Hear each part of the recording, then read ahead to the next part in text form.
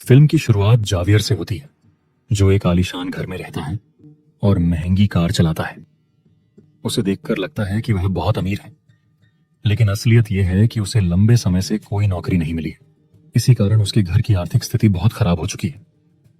Xavier ने कई जगह इंटरव्यू दिए, लेकिन हर जगह असफलता ही हाथ लगी। एक शाम जब वह थका हारा घर लौटता है, तो उसकी पत्नी उसे सलाह देती है कि वह अपना महंगा घर और कार बेच दे। जावियर यह नहीं चाहता था, लेकिन मजबूरी में मान जाता है। उसकी पत्नी ने उनकी नौकरानी को भी काम से हटा दिया, जो अपनी नौकरी जाने से बहुत दुखी थी। जाते समय वह जावियर पर गुस्से में डुप्लीकेट चाबियों का गुच्छा फेंक देती है और चली जाती है। अब जावियर अपने पुराने आलीशान घर को छोड़कर एक छोटे से अपार्टमेंट में शिफ्ट हो जाता है। वह एक शॉर्ट टर्म कोर्स में दाखिला लेता है, ताकि अपनी प्रोफाइल को बेहतर बना सके और उसे बेहतर नौकरी मिल सके। साथ ही वह लगातार इंटरव्यू देना जारी रखता है, पर असफलता उसका पीछा नहीं छोड़ती। आखिरकार उसे एक कंपनी में नौकरी मिलती है, लेकिन एक शर्त के साथ। उसे पहले 6 महीने बिना तनख्वाह इंटर्नशिप करनी होगी। यह सुनकर जावियर निराश हो जाता है और वह नौकरी करने से इनकार कर देता है। इसी निराशा में जब वह अपनी कार में बैठा होता है, तभी उसे वे चाबियां मिलती हैं जो उसकी नौकरानी ने कभी उस पर फेंकी थी। भावनाओं में बहकर वह अपने पुराने घर की ओर चल पड़ता है। घर के सामने खड़े होकर वह देखता है कि नए मालिक घर पर नहीं है। मौका पाकर वह चुपके से अंदर दाखिल हो जाता है। वह घर के अंदर जाकर पुरानी यादों में डूब जाता है। दीवार पर लगे नए मालिक की तस्वीर देखता है और खिड़की से वही पुराना खूबसूरत नजारा जो वह कभी देखा करता था। उसे अंदर एक अजीब सुकून मिलता है। अगली बार वह फिर से आता है और अब वह घर को ध्यान से खंगालने लगता है। उसे कुछ दस्तावेज और एक लाल रंग का टोकन मिलता है, जो एक पुनर्वास केंद्र रिहैब सेंटर का होता है। जिज्ञासावश वह कंप्यूटर ऑन करता है और नए मालिक के बारे में जानकारी जुटाता है। उसे पता चलता है कि 1 साल पहले इस परिवार का एक्सीडेंट हुआ था, क्योंकि घर का मालिक नशे में गाड़ी चला रहा था। इसी वजह से उसका ड्राइविंग लाइसेंस 1 साल के लिए रद्द कर दिया गया था। साथ ही उसे मालिक का पूरा दिनचर्या शेड्यूल भी मिल जाता है। उसी में लिखा होता है कि अगली दोपहर 3 बजे वह व्यक्ति पुनर्वास केंद्र जाने वाला है। अगले दिन जावियर भी उसी केंद्र पहुंचता है, जहां लोग अपनी लतों से छुटकारा पाने आते हैं। वहां उसे टोमास नाम का वह शख्स मिलता है, जो अब उसके पुराने घर में रहता है। जावियर को देखकर वहां मौजूद लोग सवाल पूछने लगते हैं, तो वह एक झूठी कहानी करता है। वह कहता है कि वह एक शराबी है, जिसकी इस लत ने उसकी पत्नी और बेटी को उससे दूर कर दिया है। उसकी कहानी टोमास की हकीकत से मिलती जुलती होती है, जिससे टोमास उसकी ओर ध्यान देने लगता है। धीरे धीरे दोनों में दोस्ती हो जाती है। टोमास उससे अपनी जिंदगी की बातें साझा करता है। एक दिन दोनों कॉफी शॉप में बैठकर बात कर रहे होते हैं, जहां टोमास अपने परिवार की तस्वीर दिखाता है और जावियर से भी उसकी फैमिली की तस्वीर मांगता है। जावियर कहता है कि वह कल जरूर दिखाएगा। अब उनकी दोस्ती इस कदर बढ़ जाती है कि टोमास जावियर को अपने घर आने का न्योता देता है। जावियर को ऐसा लगता है जैसे उसका कोई मिशन पूरा हो गया हो।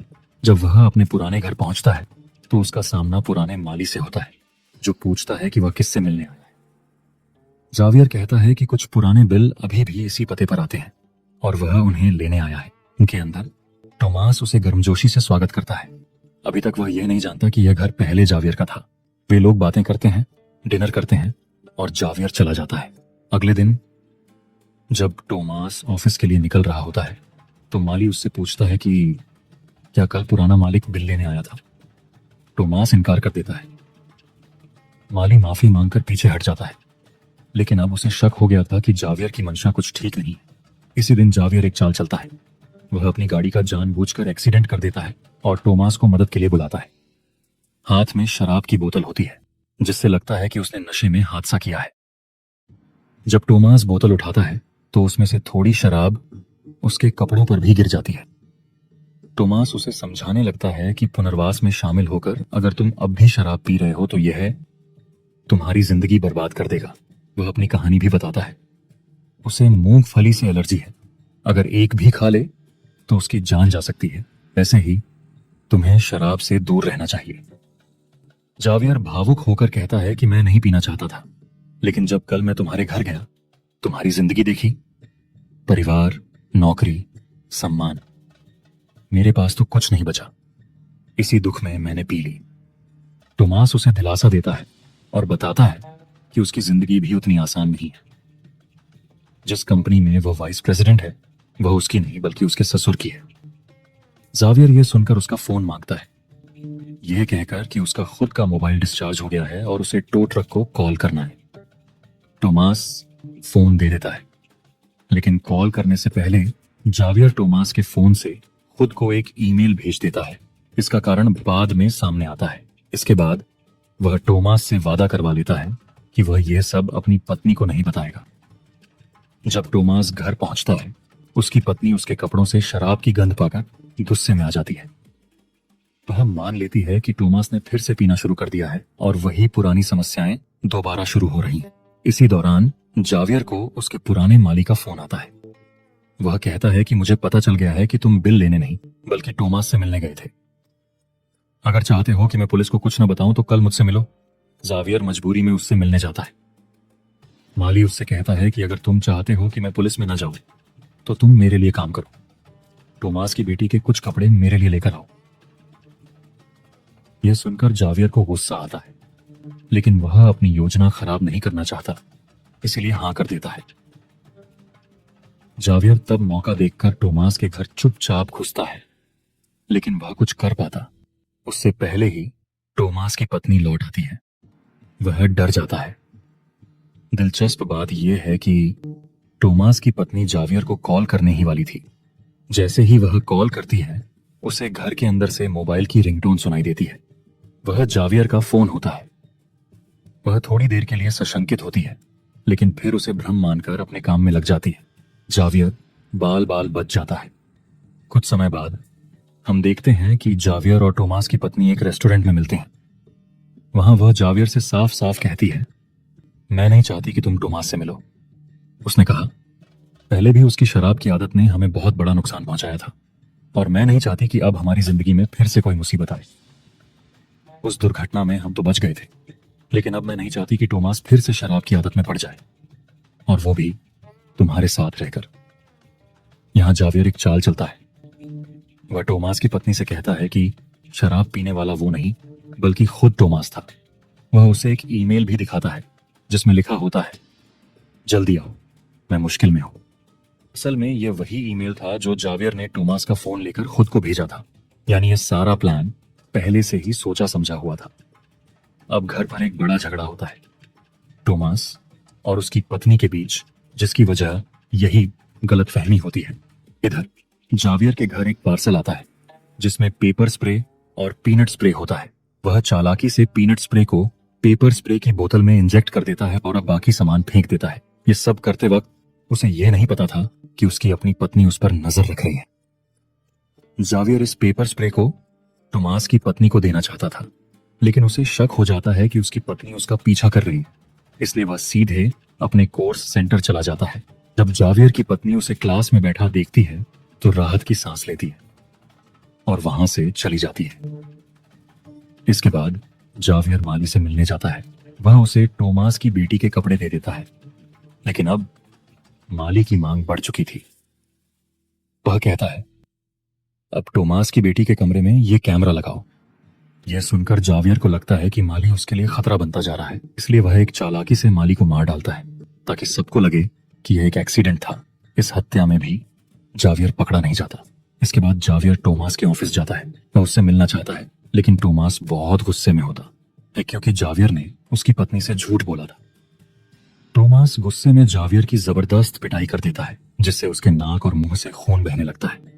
लेकिन इस हालत में भी जावियर पट्टी करवाने नहीं जाता, बल्कि सीधा टोमास की पत्नी के पास जाता है और कहता है, देखो तुम्हारे पति ने मेरे साथ क्या किया है। वह फिर एक और झूठ बोलता है कि टोमास ने हमें रेस्टोरेंट में एक साथ देखा था और अब उसे लगता है कि हमारा अफेयर चल रहा है। जावियर कहता है, मुझे लगता है कि टोमास की शराब की लत अब फिर बढ़ती जा रही है। वह गुस्से और नशे में तुम्हें नुकसान पहुंचा सकता है, इसीलिए यह पेपर स्प्रे रख लो, जरूरत पड़ी तो काम आएगा। यह वही स्प्रे था जिसमें जावियर ने पीनट सॉल्यूशन मिलाया था। इसके बाद वह घर जाकर अपनी पत्नी से कहता है कि मुझे एक जरूरी काम से शहर से बाहर जाना है। हालांकि उसकी पत्नी बार बार पूछती है कि वह कहाँ जा रहा है, लेकिन वह जल्दी से निकल जाता है। फिर वह टोमास की पत्नी को कॉल करता है और कहता है, मुझे पता है कि तुम्हें और तुम्हारी बेटी को जिमनास्ट्स बहुत पसंद है। मैं तुम्हारी मुलाकात एक मशहूर जिमनास्ट से करा सकता हूँ। यह सुनकर टोमास की पत्नी बहुत खुश हो जाती है और जावियर के साथ जाने को तैयार हो जाती है। वे दोनों उस जिमनास्ट के साथ एक फैमिली फोटो खिंचवाते हैं और जावियर जानबूझकर ये फोटो टोमास को भेज देता है। ये फोटो देखकर टोमास अंदर से टूट जाता है। वह फिर से शराब पीने लगता है महीनों के बाद, और यही जावियर चाहता भी था। वह टोमास की पत्नी को यह यकीन दिलाना चाहता था कि उसका पति आज भी शराब पीता है। इस तरह वह उसका भरोसा पूरी तरह तोड़ देता है। इधर टोमास गुस्से में आ जाता है क्योंकि उसने टोमास की पत्नी और जावियर को एक साथ देखा था। वह घर आकर अपनी पत्नी पर हाथ उठाता है। टोमास की पत्नी घबरा जाती है। उसे जावियर द्वारा दिया गया पेपर स्प्रे याद आता है। वह दौड़कर दराज से स्प्रे निकालती है और सीधा टोमास पर छिड़क देती है। अब चूंकि उसमें पीनट सॉल्यूशन था, टोमास को तुरंत एलर्जी रिएक्शन हो जाता है। उसे सांस लेने में तकलीफ होने लगती है। टोमास की पत्नी को लगता है कि वह मर गया है। वह घबराकर जावियर को फोन करती है और उसे घर बुलाती है।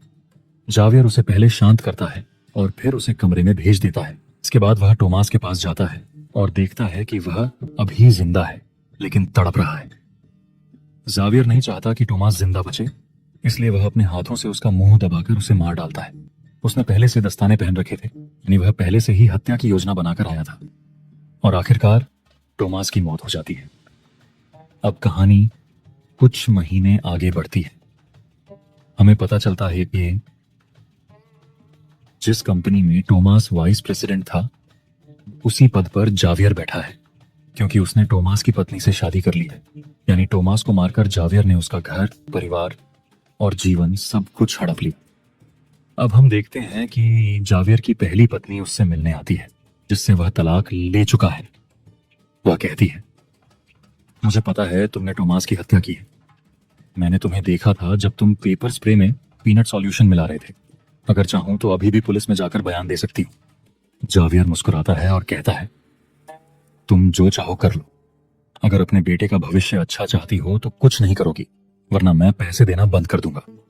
वह आगे कहता है, अगर तुम अब भी अड़ी रही तो कर लो जो करना है। अब मैं नहीं डरता। मेरे पास बहुत पैसा है। मैं सबसे बड़ा वकील रखूंगा और केस जीत जाऊंगा। तुम्हें कुछ नहीं मिलेगा। इसके बाद उसकी पहली पत्नी वहां से चली जाती है। अब जावियर अपने पुराने घर आता है, जिसे उसने कभी बेचा था, लेकिन अब फिर से मालिक बन गया है। अब वही घर, वही परिवार, टोमास की पत्नी और बेटी अब उसकी अपनी जिंदगी बन चुके हैं।